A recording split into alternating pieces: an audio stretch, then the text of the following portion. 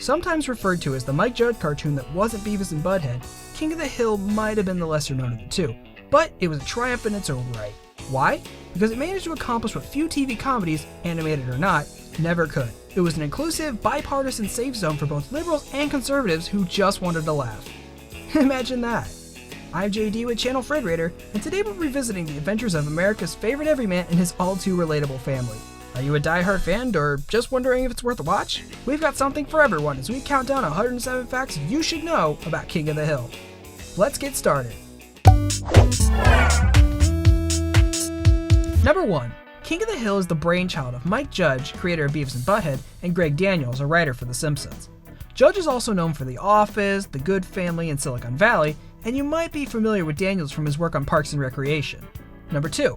King of the Hill originated from a small comic Judge drew. Just like in the first episode of the show, Bill, Boomhauer, Dale, and Hank all stand around drinking beer and saying, "Yep." Number 3. When developing the show's pilot, Fox hired Daniels to rework Judge's pilot script. Without him, King of the Hill wouldn't have Luann, Cotton, or Dale as a conspiracy theorist. Number 4. When writing the pilot, Judge put emphasis on political humor based on Hank's conservative values coming at odds with others, and Daniels helped strengthen the script by focusing on character development. Number 5. Judge was so happy with Daniels' contributions that he gave Daniels the credit of co-creator instead of just developer. Number 6. The first thing Daniels did after he signed on to write for the show was travel to Texas with Judge. Judge took Daniels to various neighborhoods, propane dealerships, and markets so he can get a good sense of the show's setting. Now, I've heard of writers going on location to get inspiration, but a propane dealership? Must have been an exciting field trip. Number 7. Instead of taking 9 months to create a pilot for King of the Hill, Judge and Daniels created a pencil test and had Hank Hill himself pitch his family to the network for a show. Well, Mr. Matoy, I'd say y'all got the makings of a damn good cartoon here. Best pitch ever? Yeah, best pitch ever. Number 8. Fox actually insisted that the show tone down all of its character development so that episodes could be easily watchable when aired out of order. Number 9. King of the Hill made its debut on January 12, 1997. The pilot focused on Hank mistakenly being accused of child abuse. So yeah, they came out swinging. Number 10. On many animated shows, creators like to sneak in and voice a character every now and then. For King of the Hill, Judge took the reins and voiced the King of the Hill himself, Hank. Let's have lunch at that place we used to go to when we smoked. Number 11. Does Hank look and sound familiar? You might be thinking of Tom Anderson from Beavis and Butthead, who Judge also voiced. Number 12. Judge actually planned for Hank to be Tom's son, tying King of the Hill and Beavis and Butthead together, but Fox wouldn't allow it. Separation of church and state, people. Number 13.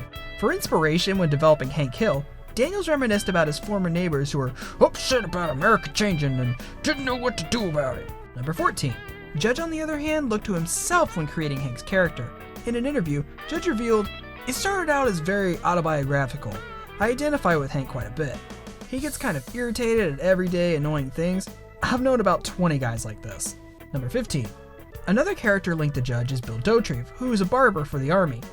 Judge himself spent a year as a military engineer before shifting over to the animation world. Number 16. A reoccurring setting on the show is Luli's, a restaurant based on the real-life Texas chain Luby's, beloved for serving good food at reasonable prices. Number 17. Luann Platter is actually named after Luby's Luann Platter, a popular combination platter that is a half-portion entree with vegetables. In 2010, Luby's even got a Luann model to visit stores. Number 18. It takes a whopping 9 months to produce one episode of King of the Hill. It's like each episode is a little baby. Number 19. The show's fictional setting of Arlen, Texas was based after the Dallas suburb of Richardson and the town of Garland, Texas, where Judge used to live. Number 20. Rainy Street, where the Hills live, is an allusion to the real-life Rainy Street in Austin, Texas. Austin is also where Judge calls home now. Number 21. Judge actually grew up in Albuquerque, New Mexico, and had a paper route in a blue-collar neighborhood. He says that West Texas and eastern New Mexico were strikingly similar, and he grew up thinking every adult authority figure had a Texas accent. Number 22. In 1998, Fox launched a promo that said the show was moving from Arlen to Los Angeles. They even released a press statement claiming that the idea was being discussed. After many angry calls and emails from fans, Fox explained it was just their way of promoting the show's move from Sunday night to Tuesday night. Number 23. To appeal to Fox's audience, studio executives told Judge that Hank should be 32, the same age as their average viewer. At first, this made Judge mad, but then he realized it's just the drawing, and made Hank 34. Number 24.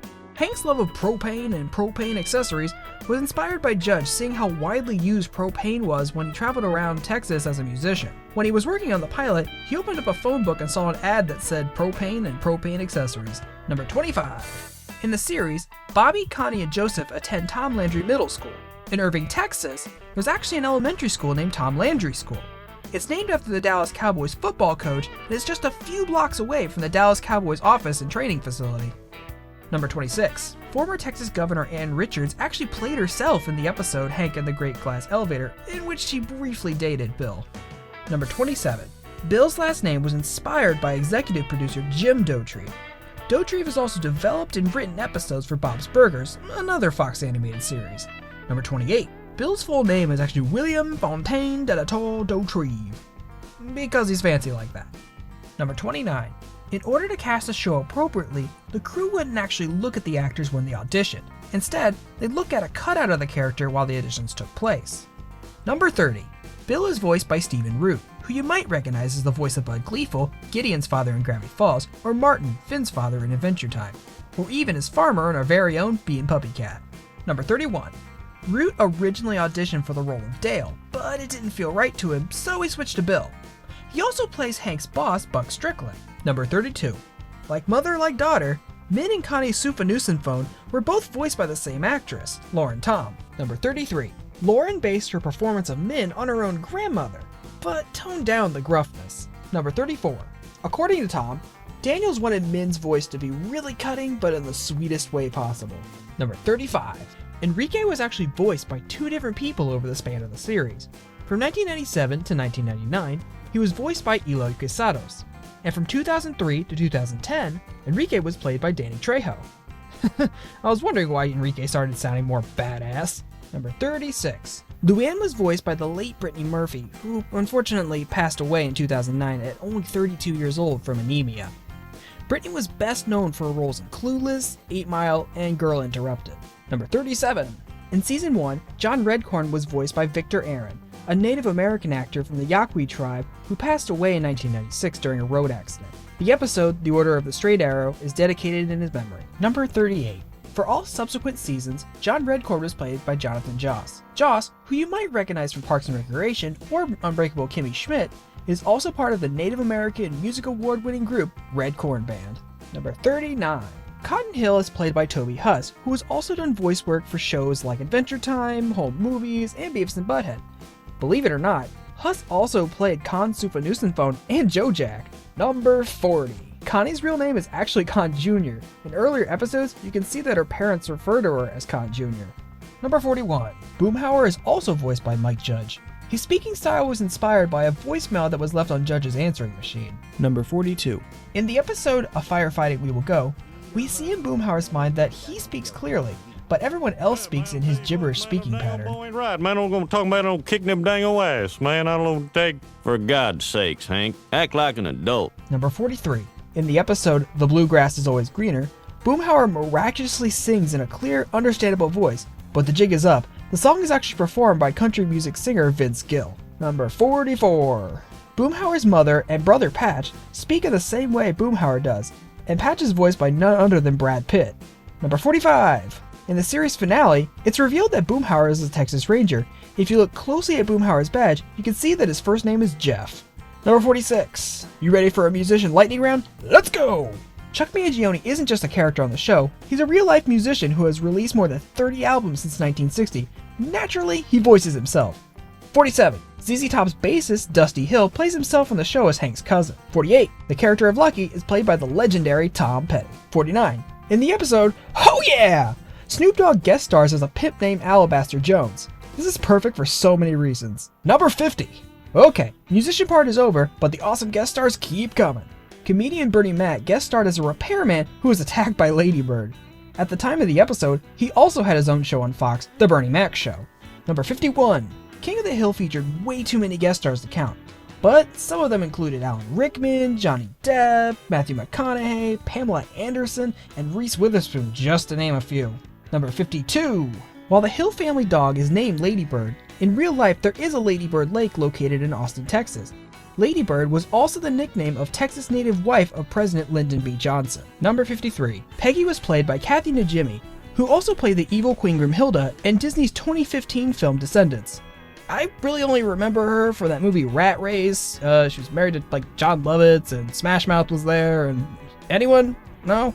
Sorry, I'm off topic. Number 54. Just like Bart Simpson, Bobby is also voiced by a woman, Pamela Adlon. You might recognize her from playing Spinelli on Disney's Recess, and you've seen her face in Californication and Louie. Number 55. Home Alone actor Daniel Stern was originally offered the part to play Dale Gribble, but that part went to comedian Johnny Hardwick instead. Number 56. Hardwick was also a staff writer, story editor, and producer for the show. In fact, he was the first writer Daniels brought on for the show. It's called promoting from within. Number 57. Hardwick's inspiration for Dale's voice came from listening to a recording of American novelist and painter William S. Burroughs. Number 58. Dale Gribble's looks are based on the actor Robert Patrick, who you know from Terminator 2 and The X-Files. Number 59. The show's theme song is called Yahoos and Triangles by The Refreshments. The song was chosen out of hundreds of submissions for the theme song. Number 60. TV Guide named Bobby number 48 on its list of 50 greatest cartoon characters of all time. Number 61. Bobby has a Bart Simpson doll on the shelf in his bedroom. Don't we all? Ay, caramba! Number 62. For a short time between 1997 and 1988, King of the Hill even outperformed The Simpsons in terms of ratings. Number 63. As the show went on, Daniels and Judge had less involvement. Starting at season 7, John Altschuler and Dave Krinsky, who worked on the show since the second season, took it over completely. Number 64. Altschuler and Krinsky decided to refocus the show to fit Judge's original version of being heavier on political humor than character development. Number 65. Despite this, Judge says it's not a political show. He considers it more of a populist, common sense point of view. Number 66. Part of the inspiration for the conflict between Hank and other worldviews is the book The Death of Common Sense by Philip K. Howard. Daniels even made the show's writers read the book to get a better sense of the show. Number 67. Daniels said that he felt that his main job was to make sure each episode had an emotional epiphany or revelation for the characters. Number 68. Once when describing Hank Hill, Hardwick said Andy Griffith is back and he's pissed off. Now that's the best pitch ever. Number 69. King of the Hill was almost canceled after its 10th season, but was eventually brought back after production had already ceased. Number 70. Hank, Dale, Bill, and Boomhauer were all on Arlen High's football team, though Dale was only on the team as the towel boy. Aww. Number 71. Because of its place on the schedule, the show was repeatedly preempted by NFL games, leaving several episodes unaired for a time. Number 72. Out of all the 259 episodes produced for the show, they're all rated PG, except for the episode High Anxiety, which was rated TV-14 due to marijuana usage, murder, and gun use. Number 73. In nearly every episode of the show, Hank, Dale, Bill, and Boomhauer stand in the alley and drink beer. Creator Mike Judge has described the four of them as like the Greek chorus of the show. Number 74. The brand of beer the guys all drink is called Alamo, and there's actually a beer brand called Alamo in Texas. Number 75. Fox's website had short character bios for the show's main characters. Each had things like occupation, a quote, and their greatest achievement. Boomhauer's bio is nothing but, "Dang old Boomhauer, man, tell you about myself, woo-wee, turns on ladies and back seats, man, sunsets, fast cars, man, yep, love that CK1 like catnip, turn-offs, woman, golfers, man, love that Bob Dylan like a rolling stone, yep, dang old internet, man, go www.click, naked chicks, yep, that's all me, on to the next biography, man." Number 76. Dale's favorite conspiracy is that the moon landing was faked.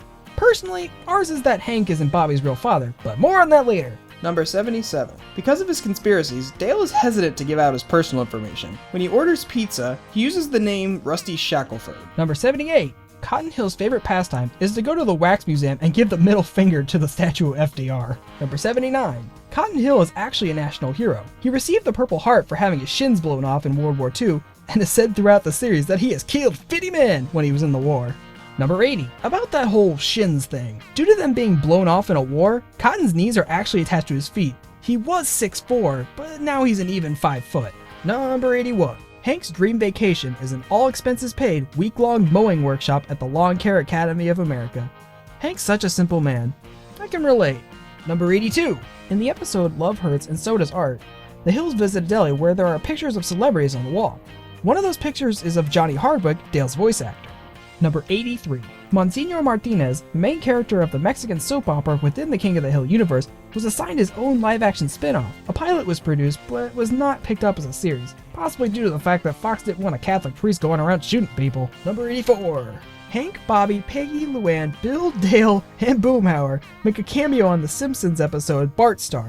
If you want to go by Hank's one line in that cameo, Springfield is 2,000 miles away from Arlen, Texas. Number 85. In the Simpsons episode Helter Skelter, we see the Simpsons parody the opening sequence of King of the Hill. The same gag was even featured in Family Guy. Number 86. Speaking of Family Guy, Hank Hill made a cameo drawn in the actual style of King of the Hill. Mike Judge voiced Hank in this cameo, and he and Family Guy creator Seth MacFarlane are friends. Number 87. Hank Hill's a pretty popular guy. He's even made a cameo on The Cleveland Show. I huff propane. Perks of the job? Number 88. Fox published a book called That Boy Ain't Right, written by Hank Hill. Hank even dedicated the book to Peggy, explaining, "Writing a book is rarely the work of just one person. In this case, it was.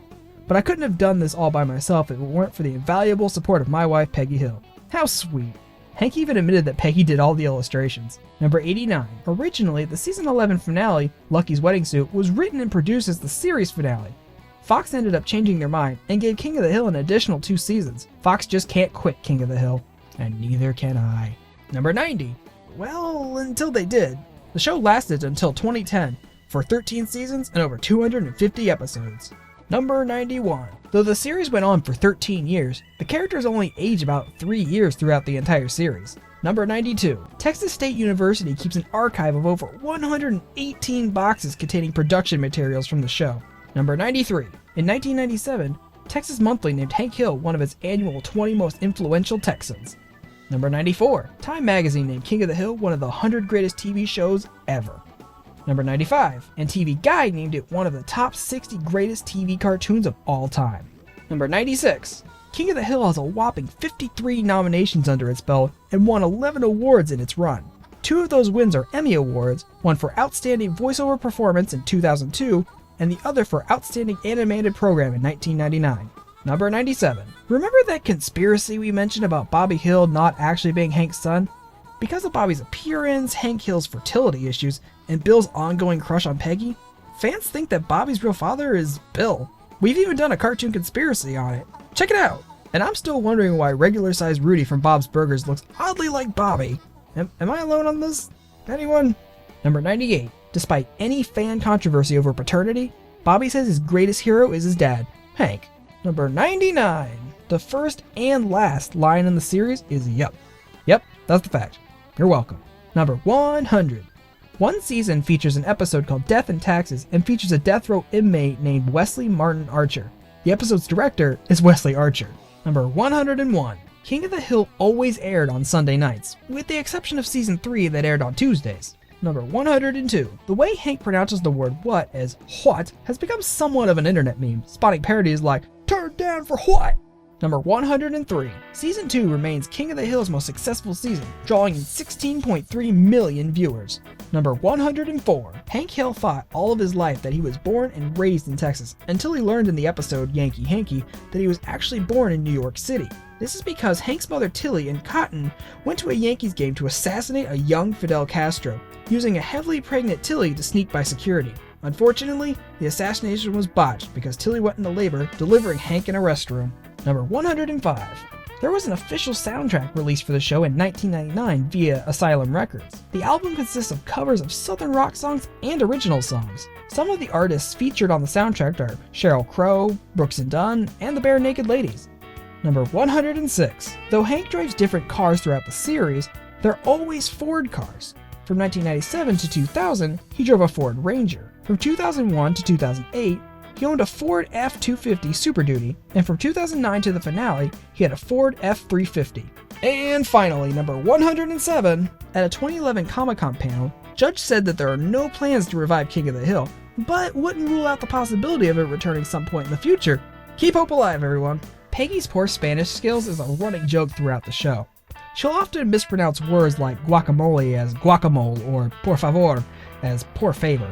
In the episode The Trouble with Gribbles, it is revealed that Dale has smoked 991,863 cigarettes so many that he should be dead by now. The opening of King of the Hill was reanimated when the show began using high definition, but the content, Hank, Bill, Dale, and Boomhauer standing around drinking beer while the other characters go about their daily routine, stays the same. Alright everyone, thanks for watching 107 Facts You Should Know About King of the Hill. What's your favorite line from this series? Sound off in the comments. And if you like this video, be sure to check out some of our other 107 Fact videos by clicking the annotations or the links in the description. We've got new videos dropping every week, so let us know which animated movie or show you want us to cover next. And if you like getting more from your cartoons, subscribe to Channel Frederator, because remember, Frederator loves you.